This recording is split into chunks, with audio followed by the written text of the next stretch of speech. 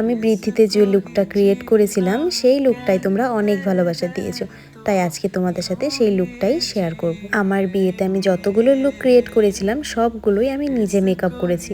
আর hair style যেগুলো করে দিয়েছে ওগুলো হচ্ছে আমার জ্যাঠাতো বোন সুইটি করে দিয়েছে। আজ হলো আমার বিয়ে, আর বিয়ের দিনে আমি হুটোপাটা করে সকাল সকাল স্নান করে রেডি হয়ে নিচ্ছি বৃদ্ধি লুকের জন্য। সকাল সকাল এই জন্যই রেডি হচ্ছি কারণ শ্যুটগুলো নয়তো করতে পারবো না রিচুয়ালসের জন্য। আর বৃদ্ধি লুক কমপ্লিট হওয়ার পরে, সমস্ত রিচুয়ালস কমপ্লিট হওয়ার পরে আমাকে আবার হেলদি লুকটাও ক্রিয়েট করতে হবে। আমি চেয়েছিলাম বিয়ের প্রত্যেকটা রিচুয়ালসে আমি আলাদা আলাদাভাবে রেডি হব। সেগুলো একটু করতে একটু অসুবিধা হয়েছে আমার, কারণ অনেক কিছু নিয়ম থাকে, সব কিছু টাইম শিডিউলভাবে হয় না।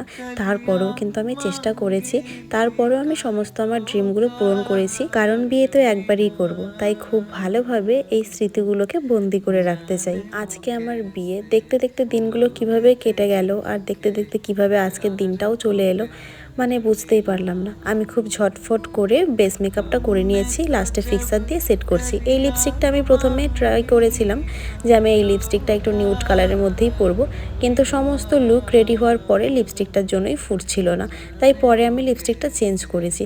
আর এই তো বেস মেকআপ করার পরে আমার বোন আর সুইটি দুজনেই চলে এসেছে আমাকে হেয়ার স্টাইল করিয়ে দিতে। তো আমার বোন তো ওর কাছে ব্যস্ত, আর সুইটি এদিকে, মানে সুইটি বোনও আমাকে এদিকে হেয়ার স্টাইল করে দিচ্ছে। ও আমার বিয়েতে প্রত্যেকটা হেয়ার স্টাইল কিন্তু খুব সুন্দর মতন করেছে, আমি যেভাবে গাইড করে দিয়েছিলাম ঠিক সেভাবেই করে দিয়েছে। আজকের লুকটার মধ্যে আমি একটু স্নিগ্ধতা রাখতে চেয়েছি, যেন সফটের মধ্যে হয়, যেহেতু দিনের বেলার সাজ তাই জন্য। আর দেখো আমি এই নীলগুলো করেছি খুবই সিম্পল একটা কালারের ওপর করেছি। আর এখন আমাকে আইলাইনার পরিয়ে দিচ্ছে। আজকে আমি কাজল পরবো না, শুধু লাইনার পরবো, কারণ রাতে বিয়ের লুকে তো আমি কাজল পরবই, ওই জন্য আজকে একদমই কাজল পরবো না, মানে এখনের লুকটাতে কাজল পরবো না। আমাকে লাইনারেই কিন্তু মোটামুটি আমার নিজেরই ভালো লাগছে লুকটা। তোমাদের কেমন লাগছে এতটুকুতে অবশ্যই কিন্তু বলো। কিন্তু আমার কোথাও যেন মনে হচ্ছে লিপস্টিকটা ফুটছে না, সবাই তাই বলছিল। আমার প্রথমে ভালো লাগছিল, সবাই বলছিল লিপস্টিকটা চেঞ্জ করতে। আর এই সুন্দর মুকুটটা দেখতে পাচ্ছো, এটা কিন্তু আমার বোন মিষ্টি আমাকে বানিয়ে দিয়েছে বৃদ্ধি লুকের জন্য।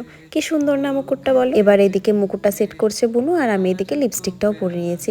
এবার যেন একটু ভালো লাগছে, সবাই বলছিল ভালো লাগছে, তাই আমি আর কিছু বললাম না, আমারও ভালোই লাগছিল।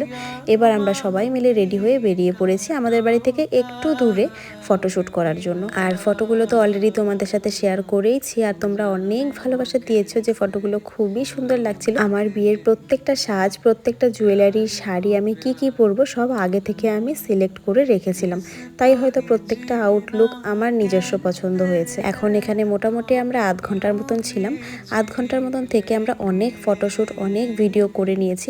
আর এই সুন্দর গাছকোটোটাও কিন্তু আমাকে বুনু বানিয়ে দিয়েছে। তো এই ছিল আজকে আমার বৃদ্ধি সাজের ছোট্ট একটি ব্লগ। আশা করি তোমাদের সবার খুব ভালো লেগেছে। চলো দেখা হচ্ছে নেক্সট ব্লগে।